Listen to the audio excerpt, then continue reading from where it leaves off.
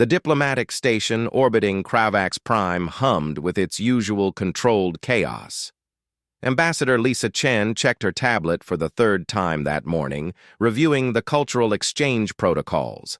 Everything had to be perfect. The Kravathi were apex predators, 7 feet of muscle, fangs, and evolutionary superiority. One wrong move could derail decades of negotiation. "You're overthinking it again," Mark Sullivan said, leaning against the doorframe of her quarters. As the station's chief of security, he'd seen enough alien species to know when humanity was being too careful. "The Kravathi ambassador is bringing her cubs," Lisa replied, not looking up. "Cubs, Mark. Do you know what that means? They've never brought their young to a diplomatic function before." "It means they trust us. That's good, right?" Lisa finally met his eyes. "Or it means they're testing us. Predator species don't expose their young to potential threats unless—" The comm chimed.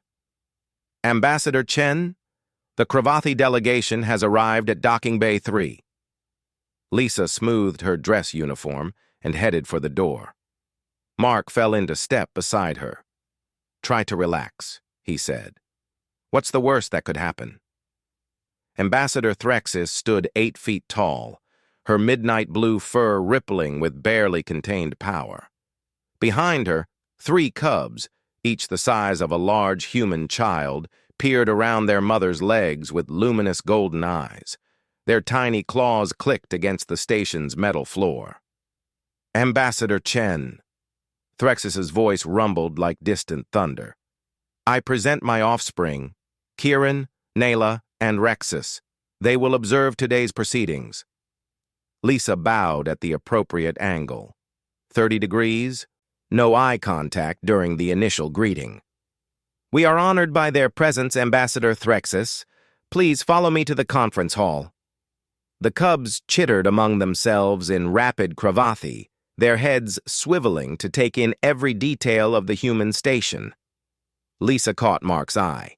He gave an almost imperceptible nod. Security was tracking them, but staying invisible. As they walked through the corridors, Lisa noticed the smallest cub, Rex's, staring at her feet with peculiar intensity. She'd chosen to wear her favorite fuzzy socks under her boots, a small comfort item that helped with the station's cold floors. She must have tracked them with her earlier when removing her boots in the diplomatic staging area. The meeting progressed smoothly. Trade agreements were reviewed, territorial boundaries discussed, cultural exchange programs proposed. But Lisa couldn't shake the feeling that she was being watched. Every time she glanced at the cubs, at least one of them was staring at her feet. When the formal session ended, Lisa excused herself to prepare refreshments. Mark followed her to the adjacent preparation room. "Did you see how they kept looking at you?" he asked. "At my feet, specifically," Lisa said, pulling off her boots. Her bright purple fuzzy socks, adorned with tiny earth cats, came into full view. "I think they're curious about—" A small gasp came from the doorway. All 3 Kravathi cubs stood there, eyes wide, fixated on Lisa's socks. "Oh, hello," Lisa said gently, crouching to their level. "These are called socks. We wear them to keep our feet warm." The cubs crept forward, their predatory grace evident even in youth. Kieran, the eldest, extended a paw tentatively. "Soft?" she asked in halting English. "Very soft," Lisa nodded. "Would you like to touch them?" What happened next would become station legend. The cubs didn't just touch the socks, they became obsessed. Within minutes, Lisa found herself removing her socks and helping the young Kravathi try them on their hind paws. The fuzzy material stretched to accommodate their larger feet, and when Nala took her first experimental step, she slid forward on the polished station floor. Her delighted trill brought Threxis running. The massive predator ambassador froze in the doorway, watching her cubs slide back and forth across the corridor in fuzzy purple socks, their claws retracted, their fierce predator instincts replaced by pure joy. "What?" Threxis began, her translator struggling with her shocked tone. "What is this? Socks, Ambassador, Lisa explained, trying desperately not to laugh as Rexus took a running start and slid past them. They're a human comfort item. I didn't expect— Again! Chiron shouted, racing back for another slide. Mark had given up all pretense of diplomatic composure and was recording everything on his tablet. This is going in the Cultural Exchange Archives, he said, grinning. Threxus watched her cubs for a long moment. Then something unprecedented happened. The fearsome Cravathi ambassador's mouth opened in what could only be described as a laugh, a deep rumbling sound that shook the corridor.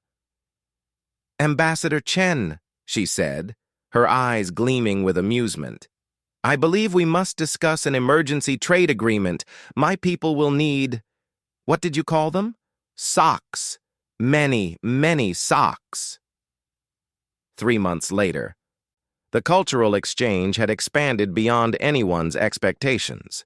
The Cravathi cubs had become regular visitors to the station, and Fuzzy Socks had become the galaxy's most unexpected diplomatic tool. Lisa watched from the observation deck as a Cravathi transport ship departed, its cargo hold filled with thousands of pairs of socks in every color and pattern humanity could manufacture. "You know," Mark said, joining her at the viewport, "when the history books talk about first contact with predator species, I don't think anyone imagined it would involve fuzzy socks and hallway sliding." Lisa smiled. "That's humanity for you. We didn't survive by being the strongest or the fastest. We survived by finding joy in the strangest things and sharing it with others." Below them, through the station's internal cameras, they could see the latest batch of Cravathi exchange students racing down Corridor 7, their sock-covered paws sliding them toward the cafeteria, their fierce species reputation momentarily forgotten in the simple pleasure of a soft, fuzzy slide. Sometimes, Lisa thought, the most powerful weapon humanity possessed wasn't technology or strategy. It was the ability to take something as simple as socks and turn them into a bridge between species, one fuzzy, sliding step at a time. The predator cubs had discovered her soft socks, and in doing so, they'd discovered something else, that even the fiercest hunters could find friendship in the most unexpected places. And the hallways of the diplomatic station would never be the same again.